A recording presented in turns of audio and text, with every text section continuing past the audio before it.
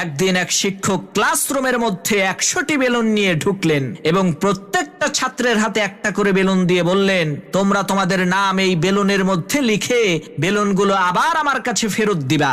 শিক্ষকের কথা অনুযায়ী সমস্ত শিক্ষার্থীরা বেলুনের মধ্যে নাম লিখে শিক্ষকের কাছে ফেরত দিল। তখন সেই শিক্ষক সবগুলো বেলুনকে একসাথে এলোমেলো করে মিশিয়ে ক্লাসরুমের একটা জায়গায় রেখে দিলেন। এরপর সমস্ত শিক্ষার্থীদের উদ্দেশ্যে বললেন, তোমরা এই 100টা বেলুনের মধ্য থেকে ওই বেলুনটাই আমার কাছে নিয়ে আসবা যে বেলুনটার মধ্যে তোমার নাম লেখা আছে।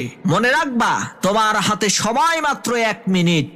শিক্ষকের এই কথা শোনা মাত্রই সমস্ত শিক্ষার্থীরা তাড়াতাড়ি করে তাদের নাম লেখা বেলুনগুলোকে খুঁজতে লাগলো। মুহূর্তের মধ্যেই সৃষ্টি হলো এক হুলস্থুল পরিবেশ। এতগুলো বেলুনের মাঝে নিজের নাম লেখা বেলুনটাকে 1 মিনিটের মধ্যে খুঁজে বের করা তো এত সহজ না।